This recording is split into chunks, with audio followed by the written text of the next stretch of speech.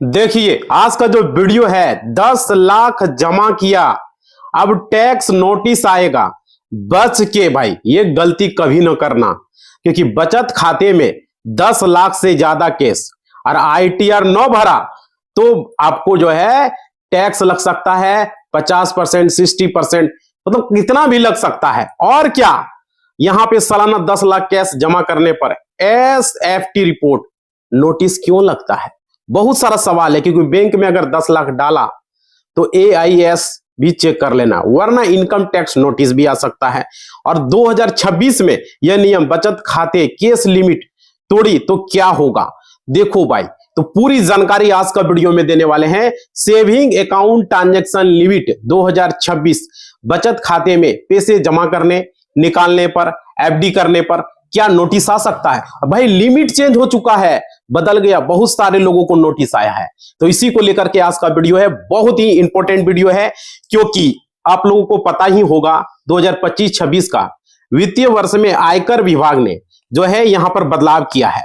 और इस जो बदलाव है वो आप सभी को जानना है। यहाँ पे क्या जानना है कि 10 लाख की सीमा को लेकर के चर्चा है। बहुत सारे लोग पूछ रहे हैं कि ये करेंगे लिमिट तो क्या होगा, और क्या यहाँ पे आयकर विभाग को एसएफटी यानी कि स्पेसिफिक फाइनेंशियल ट्रांजैक्शन, ये क्या है? ये भी लोगों का मन में डाउट है।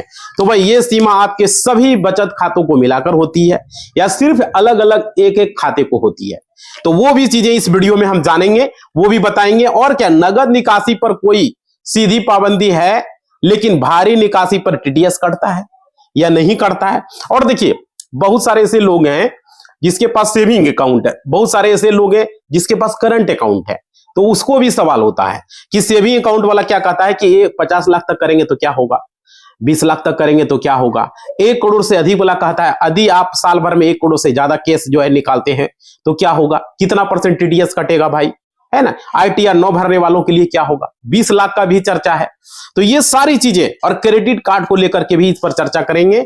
और जो निकालते हैं पैसा ब्रांच से, जो पैसा एटीएम से निकालते हैं उसका, जो कैश आप निकालते हैं ब्रांच से, वो सारी चीजें इस वीडियो में आपको एक एक करके बताएंगे। एफडी वगैरह को भी चर्चा यहां पर होने वाला है। तो चलिए पूरी जानकारी देते हैं, क्योंकि आप सभी को पता होगा 2025 समाप्त होने वाला है और मात्र अब 2 से 3 दिन का समय बचा हुआ है 2025 का ही, है ना? तो जनवरी 2026 शुरुआत होने वाला है और बैंकिंग के कई रूल्स बदल रहे हैं। और यहां पर हम बात करेंगे कुछ नए ट्रांजैक्शन जो लिमिट आया है उसको लेकर के आपको बताने। आप सभी को पता होना चाहिए कि आप देखिए भारत देश के नागरिक हैं, जो भी नियम बदलता है ना? आप सभी किसी मतलब अगर किसी जज के घर में मान लीजिए कैश मिल जाता है, बहुत सारे लोग ऐसे भी बोलते हैं किसी जज के घर में कैश मिल गया या किसी मतलब, तो उसको कोई दिक्कत नहीं है, सबसे बड़ी बात है। और किसी पॉलिटिशियन जो नेता लीडर है भाई, एमपी एमएलए वगैरह, उसके घर में भी अगर कोई मतलब कि बेनामी संपत्ति है तो सिस्टम उसको कोई दिक्कत नहीं होता है, सिस्टम में उसको कोई प्रॉब्लम नहीं, वो बहाना मार के निकल जाएगा। लेकिन आम आदमी के घर में अगर एक आम टैक्स पेयर है, जैसे हमारे तुम्हारे घर में आम टैक्स पेयर है, अगर आम आदमी है, छोटी सी भी गलती हो जाती है, यानी कि इनकम टैक्स अगर वो नहीं फाइल करता है, आईटीआर को फाइल अगर वो नहीं करता है, तो उसको ऊपर भी पेनल्टी लग जाता है, उसको भी नोटिस आ जाता है। तो ये सारी दिक्कतों का सामना आज इस वीडियो में करने वाले हैं, पूरी जानकारी देने वाले। नमस्कार साथियों, मेरा नाम विजय वर्मा है, आप देख रहे हो टेक्निकल वाले हौसला। देखिए यहां पे बहुत बड़ी अपडेट आ रही है आप लोगों को 2026 में कौन सी लिमिट आई है, ताकि आपको उन लिमिट के बारे में अनजाने में आपको क्रॉस नहीं करना है। बहुत सारे ऐसे लोग हैं जिसके पास सेविंग अकाउंट है, अपना दुकान में क्यूआर लगा दिया है। बहुत सारे ऐसे पानी पूरी वाला है, ठेला लगाने वाला है, अंडा बेचने वाला, सब्जी बेचने वाला, मतलब कि सोना बेचने वाला, सिंगार का दुकान है, वो लोग भी सेविंग अकाउंट लगा दिया है। बिजनेस तो बहुत तरह का होता है, लेकिन वो गलती क्या कर रहे हैं वो सारी चीजें इस वीडियो में आपको हम बताने वाले हैं। और एक एक चीज आप समझिएगा इस वीडियो में। देखिए एक क्लाइंट का कॉल आ गया था। देखिए भाई, तो यहां पर क्या है, यहां पर आपको समझना होगा बहुत सारे ऐसे लोग हैं कौन कौन सी गलती कर रहे हैं, कौन कौन से गलती नहीं कर रहे हैं। 2026 में कौन सी न्यू लिमिट आई है, ताकि आपको उन लिमिट को अनजाने में क्रॉस न करें। समझ पा रहे हो? तो इनकम टैक्स डिपार्टमेंट का जो नोटिस है वो न मिले, आपके ऊपर पेनल्टी इंपोज न हो, इस बात का आप लोग ध्यान रखें। समझ पा रहे हो? और देखिए आज के डेट में हर व्यक्ति के पास सेविंग अकाउंट होता है। अरे हमारा भी खुद का सेविंग अकाउंट है, लेकिन करेंट अकाउंट भी है। तो देखिए यहां पर क्या होता है, आज के समय में करेंट अकाउंट जो लिमिट बनाई गई है ना, और सेविंग अकाउंट की जो लिमिट बनाई गई है, कैश डिपॉजिट की सेविंग अकाउंट की बात करें, कैश विड्रॉल की बात करें, और एक दिन का 24 घंटे का लेन देन की बात करें, तो उसकी भी एक लिमिट होती है, एक दिन की भी लिमिट होती है, और एक फाइनेंशियल ईयर की भी लिमिट बनाई जाती है। समझ पा रहे हो? तो यहां पर चाहे आपके पास करंट अकाउंट आप यूज कर रहे हो, चाहे आप सेविंग अकाउंट यूज कर रहे हो, समझ रहे हो, उस गलती अगर आपने लिमिट को की है, लिमिट को क्रॉस किया है, समझ रहे हो, तो इनकम टैक्स डिपार्टमेंट के तरफ से देर नहीं लगेगा आपको।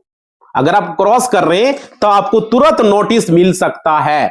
और क्या, ये सेक्शन 115 BBE के तहत आपको 89% तक का टैक्स, 90% तक का टैक्स, किसी किसी को तो 100% टैक्स लगा देता है अगर जानबूझ के आप गलती करोगे तो। समझ पा रहे हो? तो साथियों यहां पर आप लोगों को जानना है, मान लीजिए आप 10 लाख रुपया का ट्रांजेक्शन करते हो, समझ पा रहे हो, तो वो ट्रांजेक्शन आपका गलत अगर मान लीजिए साबित हो जाता है, समझ रहे हो, तो आपकी इनकम अगर साबित हो जाता है, उस दशा में आपके ऊपर जो है 9 लाख यानी कि 90% तक की पेनल्टी जो है इंपोज हो सकती है, जुर्माना लग सकती है। इस बात को आप लोग समझें। और क्या, आज हम इस वीडियो में बात करेंगे जितने भी न्यू ट्रांजैक्शन लिमिट है उसके बारे में बात करने वाले हैं, और साथ ही साथ वीडियो में बात करेंगे, आपको ऐसा सजेशन देंगे कि इस चीज को अगर आप समझ जाएंगे तो गलती आप नहीं करेंगे। वीडियो को पूरा देखें भाई, नया साल है। और देखिए इनकम टैक्स डिपार्टमेंट या GST डिपार्टमेंट का नोटिस नहीं आएगा। बहुत सारे ऐसे लोग हैं जिसको DST डिपार्टमेंट से नोटिस आ जाता है, कभी इनकम टैक्स डिपार्टमेंट से नोटिस आ जाता है, किसी का खाता होल्ड कर देता है। समझ पा रहे हो? खाता क्यों होल्ड होता है? और हमको फोन करता है, वकील साहब मेरा खाता होल्ड हो गया, मेरा खाता पर 20,000 था, 50,000 था। तो भाई सिर्फ खाता होल्ड जो है, खाता फ्रीज होना ही नहीं होता। खाता होल्ड, खाता फ्रॉड का पैसा आना ही खाता होल्ड नहीं होता। खाता होल्ड होने का ये भी एक रीजन होता है। समझ पा रहे हो? इनकम टैक्स डिपार्टमेंट का TDS काट लेता है। मेरा खाता से 20,000 काट लिया, 10,000 काट लिया। क्यों काट लिया? क्योंकि आपने टैक्स फाइल नहीं किया। समझ पा रहे हो? तो वो सारी चीजें इस वीडियो में बताने वाले। देखिए साथियों, इससे पहले आप लोग रिक्वेस्ट है, वीडियो अगर पसंद आया है तो चैनल को सब्सक्राइब कर लो, अगर कर लिए हो तो बहुत बहुत धन्यवाद भाई। अगल बगल है तो शेयर कर दो, व्हाट्सएप स्टेटस, फेसबुक वगैरह में। और अगर लाइक नहीं की हो भाई तो लाइक करो, और घंटी नहीं बजाए हो तो बजा दो, और कमेंट करके लिखो कोई भी बैंकिंग से रिलेटेड, कोर्ट से रिलेटेड कोई भी सवाल है, जमीन जायदाद से रिलेटेड है ना, क्रिमिनल केसेस से रिलेटेड, किसी भी तरह का, तो वो भी कमेंट बॉक्स में लिख देना। देखिए यहां पे क्या है, मैं आप लोगों को बताना चाहूंगा, इस बात को आप लोग समझिएगा। देखिए सबसे पहले आप लोग को जानना है कि सेविंग अकाउंट, सेविंग का मतलब क्या होता है? बचत। वो आपको इनकम मान लेता है, इसे तो नोटिस जाता है। इसलिए मैं आप लोगों को बता रहा हूं, इस वीडियो में बने रहना, इस तरीके से बताऊंगा ना, एक एक चीज को समझ में आ जाएगा। फिर दूसरा वीडियो आपको यूट्यूब पर कोई देखने की आवश्यकता ही नहीं पड़ेगा। देखिए यहां पे सबसे पहले आज के डेट में हर व्यक्ति के पास क्या होता है? एक बचत खाता होता है, जिसको कि हम लोग सेविंग अकाउंट कहते हैं। अब खाता ओपन करवाते हैं, नॉर्मल जो जनरल लोग होता है, एगो जन धन खाता चलता है, सेविंग अकाउंट, वो भी सेविंग अकाउंट होता है, वो छोटा खाता होता है, स्मॉल खाता। उससे बड़ा एक नॉर्मल सेविंग अकाउंट होता है। अब क्या है कि उसके लिए दोस्तों मैं कहना चाहूंगा, सेविंग अकाउंट से जुड़े 3-4 जो नियम है वो बदले हैं, वो चीज को आप लोग को जानना पड़ेगा। देखिए इस वीडियो में बने रहोगे तब जान पाओगे, बहुत महत्वपूर्ण जानकारी, बहुत बदलाव है। देखो सबसे बड़ा बदलाव यहां पर क्या है, यहां पर बताना चाहेंगे, फिक्स डिपॉजिट को लेकर के भी न्यू लिमिट आया है, लोगों को पता ही नहीं है। देखो भाई FD वगैरह कराते हो, ज्यादा पैसा के चक्कर में लोग को नोटिस आ जाता है। क्यों आता है? देखिए वर्ष में आप कितने FD कर सकते हो ताकि आपको नोटिस न मिले, और करेंट अकाउंट में आप कितने रुपया का कैश डिपॉजिट कर सकते हो उसकी भी लिमिट आ चुकी है। लोग सोचता है करेंट अकाउंट है तो इतना लिमिट होगा, ये अनलिमिटेड लिमिट होगा भाई, तो वो भी आपको जानना जरूरी है। देखो यहां पे समझिए, साथ ही साथ आपको प्रॉपर्टी सेल वगैरह करते हो, मान लीजिए कोई फ्लैट खरीद रहे हो, कोई फ्लैट को बेच रहे हो, या कोई जमीन खरीद रहे हो, घर मकान वगैरह या तो जमीन वगैरह खरीद बिक्री कर रहे हो, तो उसकी भी लिमिट होती है, क्योंकि वो आप रुपये से ही करते हो ना मेरे भाई। किसी को अगर जमीन खरीद रहे हो तो पैसा देके ही खरीद रहे हो, या बेच रहे हो तो भाई पैसे लेके बेच रहे हो, तो उसकी भी एक लिमिट होती है। समझ पा रहे हो? क्योंकि वो पैसों में ही खेल होता है। तो यहां पर क्या है कि प्रॉपर्टी अगर परचेज करते हो तो आपको उसमें कितना कैश आप दे सकते हो। जो आदमी से प्रॉपर्टी ले रहे हो उसको कितना कैश दे सकते हो। यहां पर कैश को लेकर के, ऑनलाइन को बात यहां नहीं है, कैश को लेकर के है। अब देखिए कैश लेने का देने का सारा लिमिट जो आया है, न्यू लिमिट, वो भी आपको बताएंगे। देखिए यहां पर क्या है, हर व्यक्ति भी आजकल कुछ ना कुछ व्यक्ति क्रेडिट कार्ड का भी इस्तेमाल करता है, आप लोग को पता ही होगा। तो भाई क्रेडिट कार्ड का बिल का भुगतान एक वर्ष में कितना कर सकते हैं, समझ पा रहे हो, कितना ऑनलाइन के माध्यम से कर सकते हैं, क्योंकि क्रेडिट कार्ड की भी एक लिमिट है। ज्यादा क्रेडिट कार्ड से आप खर्च कर रहे हो, ज्यादा ऑनलाइन भुगतान कर रहे हो, तो उस पर भी आपको नोटिस मिल सकता है। इस बात को समझे। देखिए ज्यादा करने पर तो यहां पे समझिए कितने आपके ऊपर कितना ले जो है। अब देखिए यूपीआई ट्रांजैक्शन बहुत ज्यादा बढ़ रहा है, लोग यूपीआई से एक दिन में 1 लाख की लिमिट भी है, आप लोग को पता ही होगा।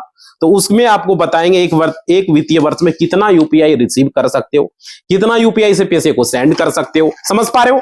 तो भाई यहां पे सारी चीजें आपको बताने वाले हैं। देखिए उसके बाद एक चीज और है, इनकम टैक्स डिपार्टमेंट का नोटिस नहीं मिले, जीएसटी डिपार्टमेंट का नोटिस न मिले, इस बात का आपको ख्याल रखना है, नहीं तो जुर्माना भी लग सकता है, समझ पा रहे हो। तो सभी चीजों पर हम आज पूरे विस्तार से बताने वाले हैं। इस वीडियो को देखने के बाद फिर आपको कोई दिक्कत नहीं आने वाला है, क्योंकि नया साल आ रहा है भाई, इस वीडियो को एक बार देख लो। देखिए सेविंग अकाउंट, और इसमें हम अब बात करेंगे कितने सेविंग में रख सकते हैं।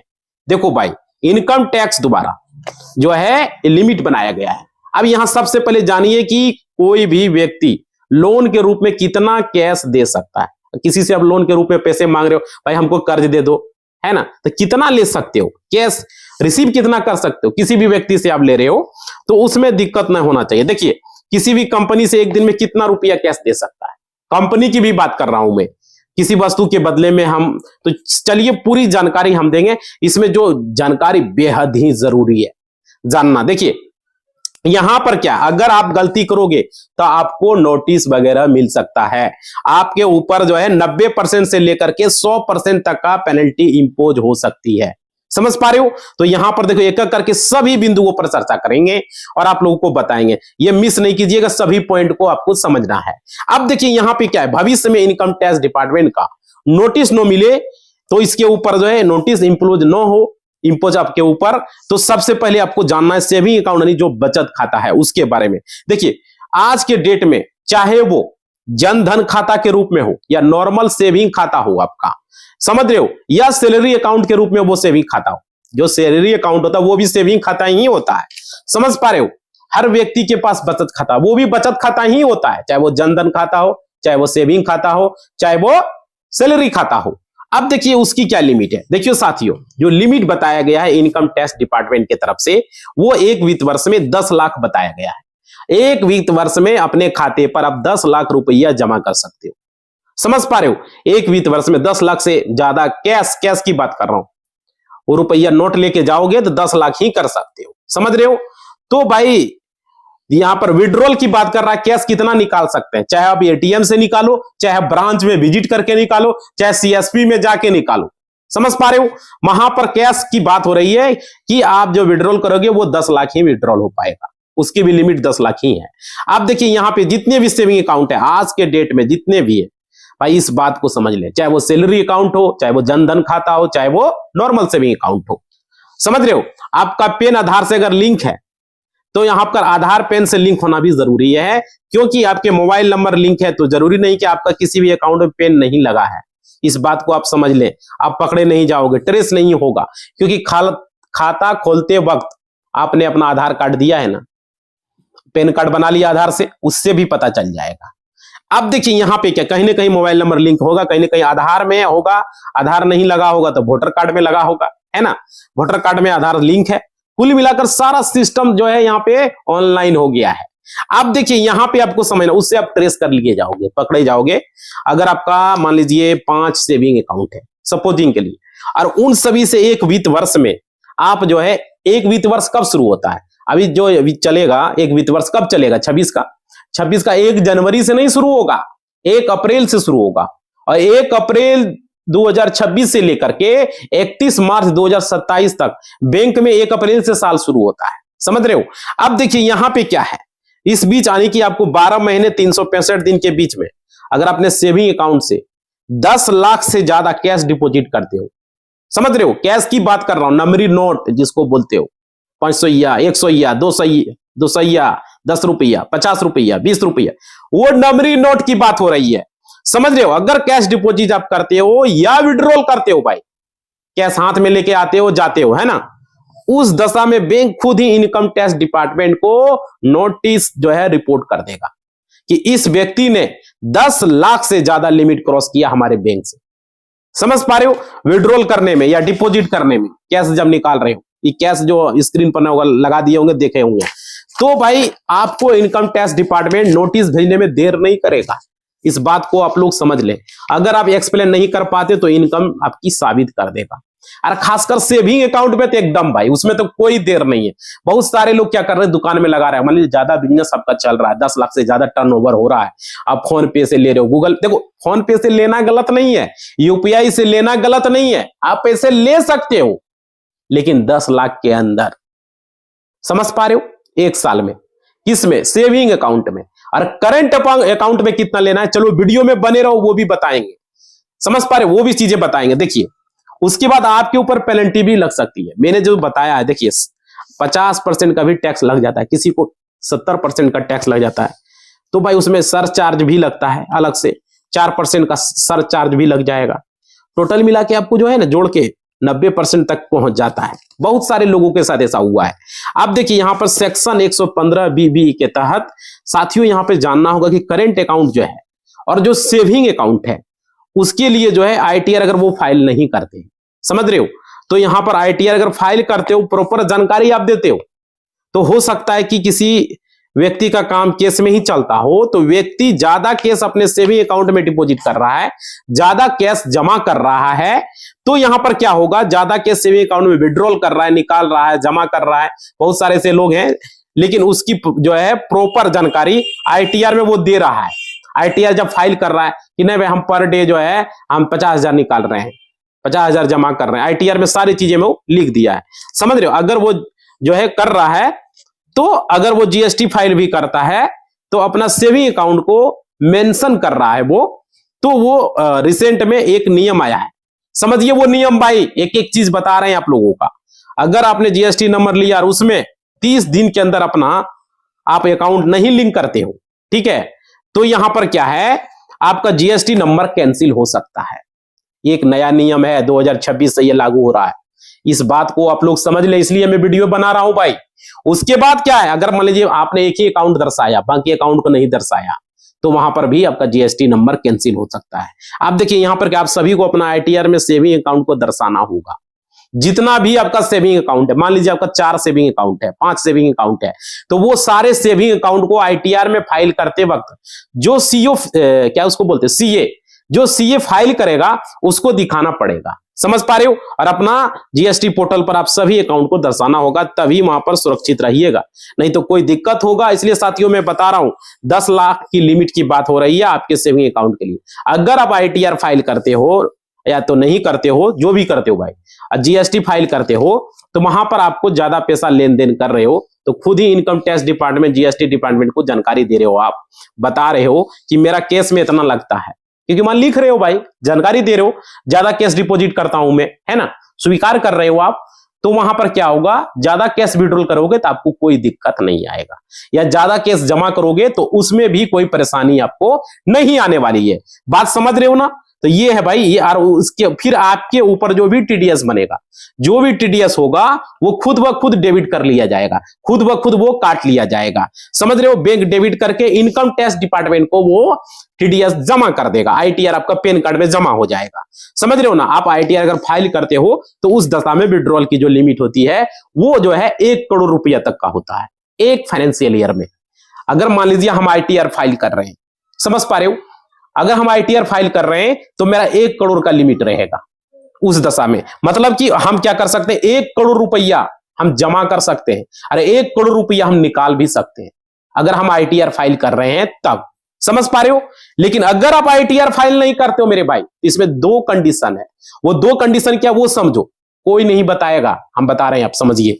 सबसे पहला है 20 लाख से ऊपर अगर आप कैश विड्रॉल किया बिना ITR फाइल किए, तो वहां पर क्या होगा, 2% का TDS कट जाएगा आपका, बैंक काट लेगी 2% का TDS। समझ रहे हो? और क्या, अगर बात करें करेंट अकाउंट की, तो करेंट अकाउंट की भी लिमिट बनाया गया है। करेंट अकाउंट में क्या है, अगर आप आईटीआर फाइल नहीं कर रहे हो, मान लो करेंट अकाउंट में, सेविंग की तो बात हो गई 20 लाख तक, 20 लाख तक से, अगर 20 लाख के नीचे में आपको कोई चार्ज नहीं लगेगा, लेकिन 20 लाख से ऊपर जैसे ही ज्यादा ट्रांजेक्शन होगा, आपका 2% का टीडीएस काट लिया जाएगा सेविंग अकाउंट पर।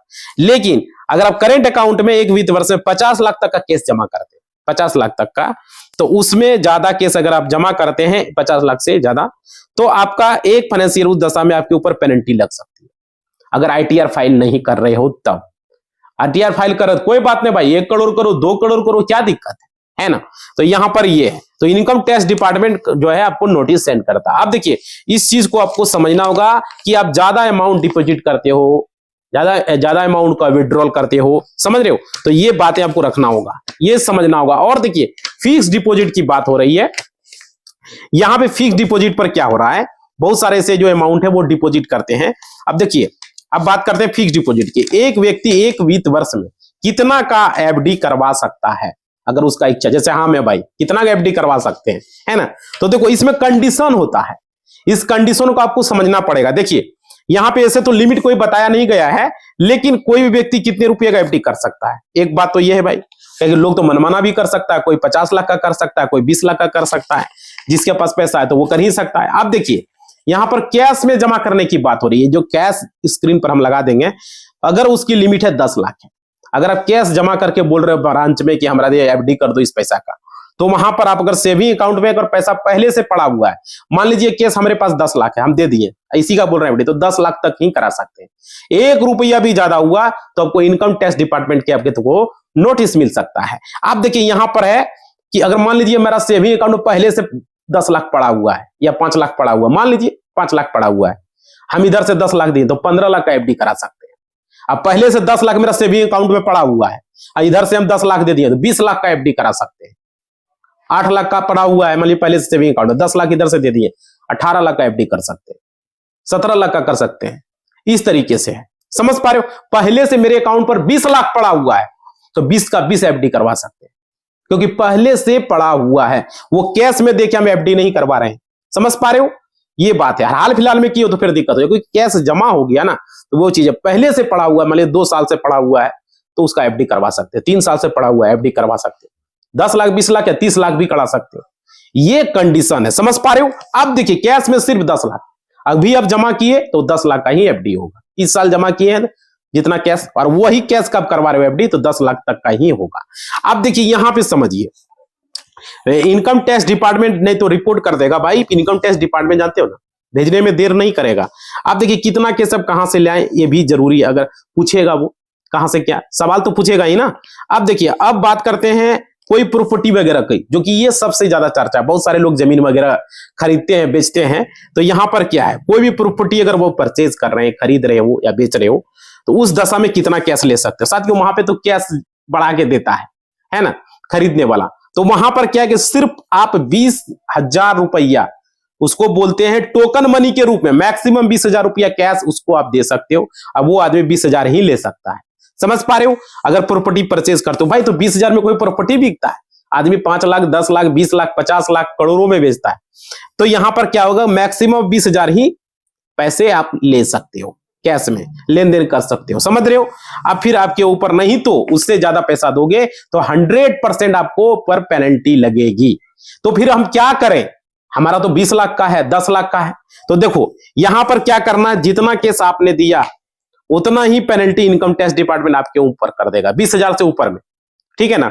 अब देखिए इस बात को विशेष ध्यान रखना है, जो भी प्रॉपर्टी आपका है उसकी कीमत कितनी है, वो आप मोबाइल बैंकिंग से, इंटरनेट बैंकिंग से, यूपीआई से, समझ रहे हो, यूपीआई से 2 लाख 1 लाख ही जाता है, उसके माध्यम से आपको कोई बहुत ऐसा आदमी डेली पर डे ट्रांसफर करता है, जमीन जब लेता है तब, है ना, जमीन वगैरह खरीदता है तो पर डे ट्रांसफर करता है। तो वहां पर आप नेफ्ट या आरटीजीएस चेक के माध्यम से कर सकते हो भाई, कोई दिक्कत नहीं है। तो बहुत सारे से मोबाइल बैंकिंग से एक दिन में 10 लाख भेज सकते हो, इंटरनेट बैंकिंग से भेज सकते हो, आरटीजीएस कर सकते हो 20 लाख भेज सकते हो। समझ पा रहे हो, 2 दिन में भेजोगे, 20 लाख 30 लाख 50 लाख है तो आरटीजीएस में ज्यादा अमाउंट भेज सकते हो, कस्टमर केयर से पूछ लेना, उसकी ज्यादा लिमिट हो जाए, नेफ्ट से भी 5 लाख 10 लाख भेज सकते हो। समझ पा रहे हो। तो यहां लेकिन कैश में 20,000 का ही लेन देन होगा, वरना आपको इनकम टैक्स डिपार्टमेंट का नोटिस मिल सकता है, आपके ऊपर पेनल्टी इंपोज हो सकती है। इस बात को समझिएगा। और देखिए, आप किसी मित्र या दोस्त या रिश्तेदार से अगर आप लोन लेते हो और उन्हें आप वापस करने के लिए जा रहे हो, समझ रहे हो, आपने पहले कभी भी उसे वापस मतलब कर रहे हो, तो भाई मैक्सिमम 20,000 ही कैश आप उसको देना। कैश की बात कर रहा हूं, आप कैश में लिए फिर कैश में वापस करो, मैक्सिमम 20,000 ही। उसके बाद क्या करना, अगर ज्यादा पैसा है तो आप मोबाइल बैंकिंग के माध्यम से, इंटरनेट बैंकिंग के माध्यम से, ज्यादा अमाउंट है तो मोबाइल बैंकिंग, उससे ज्यादा है तो इंटरनेट बैंकिंग, अगर कम अमाउंट है तो यूपीआई के माध्यम से, है ना। 1-1 लाख करके अगर 5 लाख है 5 दिन में भेज दो, या तो तुरंत एक बार में भेजना चाह रहे हो तो मोबाइल बैंकिंग से भेज दो। 5 लाख 10 लाख तो मोबाइल बैंकिंग से चला जाता है। ज्यादा अमाउंट है 20 लाख 30 लाख 50 लाख है, इंटरनेट बैंकिंग से करो। मोबाइल बैंकिंग से आरटीजीएस नहीं होता है तो इंटरनेट बैंकिंग से आरटीजीएस कर दो। आरटीजीएस से बड़ा अमाउंट ट्रांसफर होता है, नेफ्ट से 10 लाख भी कर सकते हो, समझ पा रहे हो। और कम अमाउंट है आईपीएस कर सकते हो, है ना। इस तरीके से है भाई, बहुत तरीका है, ऐसा थोड़ी है कि बड़ा अमाउंट एक बार में नहीं जाता है। 10 लाख भी भेज सकते हो एक बार में। तो ये है, ये तरीका है, समझ। लेकिन कैश आप सिर्फ 20,000 दे सकते हो, बैंकिंग चैनल के माध्यम से आप कर सकते हो, समझ रहे हो। इनकम टैक्स डिपार्टमेंट अगर पकड़ेगा तो समझ लीजिए साथियों, चाहे वो रिश्तेदार है से लिया हो या कोई बहाना नहीं चलेगा। कहोगे फूफा से लिए तो कहोगे मामा से लिए, ये सब नहीं चलने वाला, मामा और मामू, समझ रहे हो ना। तो आपके ऊपर 100% पेनल्टी लगेगी, ये चीज को समझ लीजिए। और आपने जितना पैसा दिया उतना पेनल्टी आपके ऊपर इंपोज कर दी जाएगी। अब देखिए आगे है, किसी कंपनी से कोई वस्तु आप खरीद रहे हो वगैरह, जैसे गोल्ड वगैरह खरीद रहे हो, किसी व्यक्ति से खरीद रहे हो, तो उसके लिए एक दिन की लिमिट बनाएगा, सिर्फ आप 2 लाख रुपया। अब बहुत सारे लोग पूछते हैं दिन का लिमिट क्या होता है, तो 2 लाख रुपया, इस बात को आपको ध्यान रखना है, समझ रहे हो। कोई भी गाड़ी खरीदनी है, एजेंसी से खरीद रहे हो, बहुत सारे लोग खरीदते हैं ना, 4 व्हीलर खरीद रहे हैं, कोई बाइक खरीद रहे हैं ज्यादा दाम का, तो देखो 2 लाख का ही कैश उसको आपको देना, उससे ज्यादा कैश मत देना भाई, ऑनलाइन से पेमेंट करना। आजकल तो चल गया है ईएमआई का इंश्योरेंस, है ना। ईएमआई की पर 4 व्हीलर ले लेता है तो कटते रहता है, कोई 10,000 15,000 20,000 50,000, जिस तरह ईएमआई सेट करवाओगे जितने साल का, तो उस तरीके से यहाँ पे आपको अमाउंट देना पड़ता है, समझ रहे हो। तो बैंकिंग चैनल के माध्यम से भेज, जैसे देखो यूपीआई से 1 लाख जाता है, मान लीजिए आप 5 लाख देना चाह रहे हो, गाड़ी वगैरह खरीदे हो, मोबाइल बैंकिंग से भेज दो। आईएमपीएस से 2 लाख 3 लाख अगर जाता है तो नेफ्ट से भेज दो। 5 लाख 10 लाख भेजना चाहते हो 10 लाख भेज सकते हो। ज्यादा अमाउंट है इंटरनेट बैंकिंग से भेज सकते हो, है ना।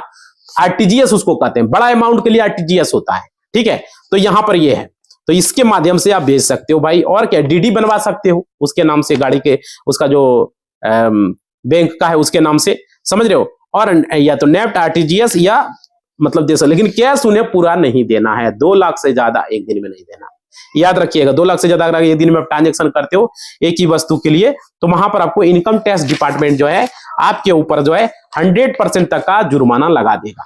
इस बात को आपको ख्याल रखना है, क्योंकि 2026 में ये यूपीआई के माध्यम से अभी बात कर रहे हैं, आप सेंड करते हो या रिसीव करते हो साथियों।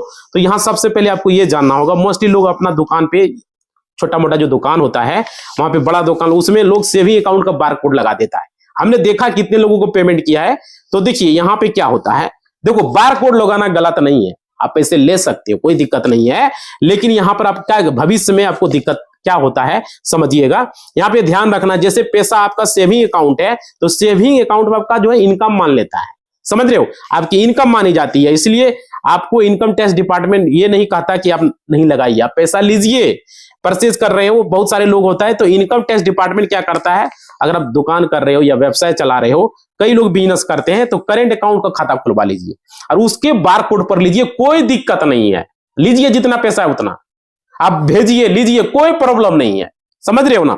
उसमें आपको बिजनेस का ट्रांजेक्शन करिए, लेकिन सेविंग अकाउंट बिजनेस ट्रांजेक्शन नहीं होता है। सेविंग का मतलब होता है पर्सनल यूज के लिए, किसी को भेजना, दोस्त वगैरह को पैसा भेजना, रिलेशन में किसी को भेजना, है ना। सेविंग अकाउंट पर्सनल यूज के लिए होता है, कहीं गए, रेलवे टिकट वगैरह बुक किए, कहीं मतलब कि मार्केट गए, कुछ सामान खरीदे, तो वो सब के लिए, शॉपिंग वगैरह किए, तो इसके लिए सेविंग अकाउंट होता है। आप अपने पर्सनल ट्रांजेक्शन के लिए, जिसको बोलते हो पर्सनल यूज के लिए, कहीं चाय पिए तो वहां पर पेमेंट कर दिए, सब्जी लिए वहां पेमेंट कर दिए, तो वो चीज के लिए सेविंग अकाउंट होता है, अपना पर्सनल यूज के लिए, समझ रहे, अपने मतलब अपने रिश्तेदार से, रिलेशन से, दोस्त से, उससे आप ट्रांजेक्शन कर सकते हो। उसमें बिजनेस का पैसा अपने खाते में मत लीजिए, समझ रहे हो। वहां पर आप करेंट अकाउंट खुला लीजिए आपका, नहीं तो आपको वो टर्नओवर देखा जाएगा सेविंग अकाउंट का। उसमें फिर आपका टर्नओवर में मान लीजिए अगर आपका 50 लाख एक उसी सेविंग अकाउंट पर आपने कर दिया, जो सेविंग अकाउंट है उस पर 50 लाख आपने कर दिया ट्रांजेक्शन, तो फिर इनकम टैक्स डिपार्टमेंट वहां पर अगर पता चला भाई तो आपके ऊपर पेनल्टी लग जाएगा, फिर आपको कोई नहीं बचा पाएगा इनकम टैक्स डिपार्टमेंट और जीएसटी डिपार्टमेंट से। इस चीज को आप लोग समझ लीजिए, क्योंकि डायरेक्ट लिमिट जो बनाई गई है यूपीआई की, यहां पर बताया जा रहा है जीएसटी डिपार्टमेंट ये कहता है कि आपके खाते का, जीएसटी डिपार्टमेंट का कहना है एक वित्त वर्ष में 20 लाख अगर क्रॉस कर रहा है तो वहां पर आपको जीएसटी नंबर लेना जरूरी है। समझ रहे हो, उस दशा में आपको लिमिट बनाई गई है 40 लाख, यानी एक वित्त वर्ष में अगर 40 लाख का टर्नओवर क्रॉस कर गया तो आपको वहां पर जीएसटी नंबर लेना अनिवार्य हो जाता है। समझ पा रहे हो, जैसे कि भविष्य में आपको देखे होंगे, एक न्यूज में आपने सुना होगा तमिलनाडु में एक जो गोलगप्पा जिसको पानीपुरी कहते हो, पानीपुरी वाले को जीएसटी डिपार्टमेंट का नोटिस मिला था, उसका जो है पेनल्टी इंपोज हुआ था उसके ऊपर।